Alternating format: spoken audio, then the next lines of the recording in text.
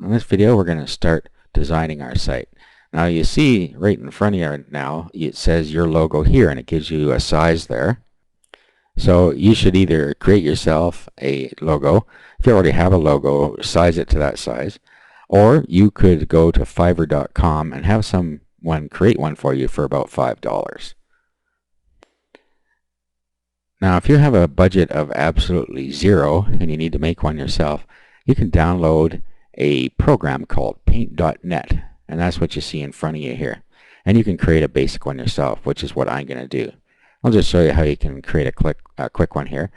First of all, open up Paint.net and go to Image and Resize.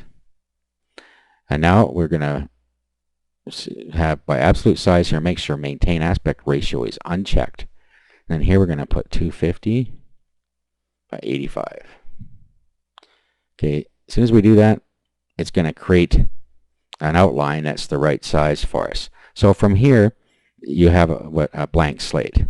Now what I would do first is I would choose the color for the background. If you want to leave it white, then you don't have to do anything else here. But let's make it, you can click on the wheel here to choose a color and it'll show up over here. You can do more here, and you can pick a hex color or put your codes in the RGBs, or you can also, if we go, let's go back, let's do less here. You can click down here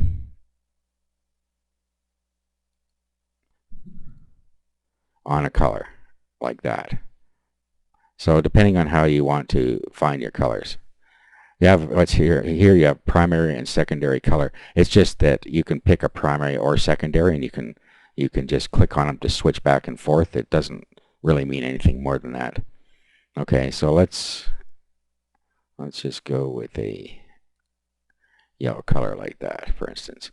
Now if you go over on the left side here, you'll see a paint bucket, and you click on that, and then come over here and click here, and you now have your yellow logo. Now I want to do things in layers, so we're going to do layer and add new layer. Now anything we do on this layer won't affect anything on the layer underneath it. So if we make a mistake, we only have to change or delete one layer. Okay, and then we could put some simple text on here, or we could put a picture on here. Now if you're going to put a picture on here, it's going to need to fit inside this size here, or it will stretch it out. But I'm just going to create a simple text, okay, like this, and then I'm going to go and pick the font up here. So you can pick from one of the fancy fonts if you want, or you can, it doesn't matter what, you just find one you like. But I'm going to just go with a script type font here. Let's go with Forte. Now you need to pick your color over here now, and here's an example of primary and secondary. If you click this little arrow here, it swaps, and there, now you're set to this color. Okay, so let's go with a dark orange this time and see how that looks. So you click inside here, and then you just type what you want. So we'll go Joe's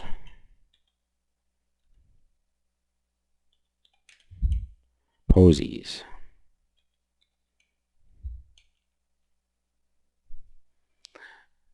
Now, don't touch anything inside there, but if you come up here now, you can increase the size. So let's try 22.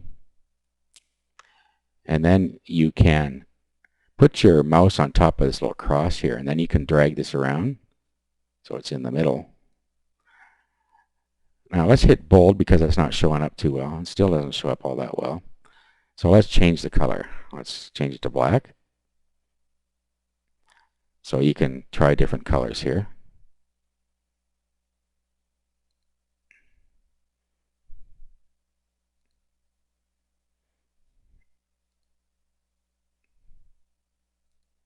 So just find a color scheme you like.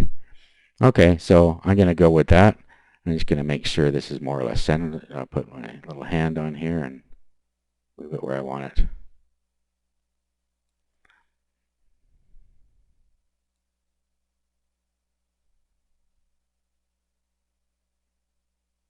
Okay, so there we have a simple little logo.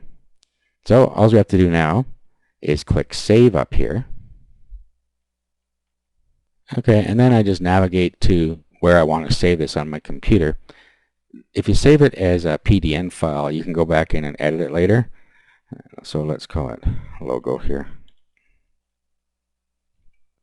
So I'm going to save it as a PDN so that I can go back and change it if I want. But now what I'm going to do is do a save as. And this time I'm going to save it as a JPEG, like that. Click Save. Click OK here, and then flatten. And that's it. We now have our logo created, and we also have an editable version if we want to go back and change it by layer. So as it says here, you can go to your actions and manage site, go to layout and change the logo. So if you go up here, now we're going to go down here to where it says edit site layout. Okay, you see we got a bar up here now. We have header, so enable or disable the header. Horizontal navigation, sidebar, custom footer, and then here we have the site width and some custom stuff we can do. But if we put our mouse on here, we can edit the site header. Okay, so what we can do now is change the logo. So if we click here, choose a file, and then we navigate to where it is, and we want to take the JPEG one here. It's open. And there, our logo is now on the site. Now there's other things you can do here. You can set the alignment here. So it's doing it by theme default as for the vertical. Okay, so we're going to use the theme default size here because that's what we created this as. Let's click OK. And there is the logo we created on the site. Okay, so let's click Close here. And now let's go to More. And let's go down to Manage Site. This is where you can set some basic settings. And we set these on the way in, but I noticed that I made a little mistake here. So this is how you can go and change things if you change your mind later. So this is more or less the same stuff we had before. I have a couple more things down here. You can put your Google Analytics code in here. You have your Google Webmaster Tools, which verifies with Google that the site belongs to you, and that's only if you're going to move it to your own domain rather than using the one supplied by Google. You can change the language here. You can automatically adjust to mobile for the mobile phone. We'll just do this, not really necessary on a mobile theme, but we'll go ahead and do it anyway. And then down here, who can help you with the site, and you can have collaborators or anyone who can view the site. Okay, so we're done with this one. So let's save here. So at this point, we have our basic site there. What we need to do next is start adding pages, and we're going to do that in the next video.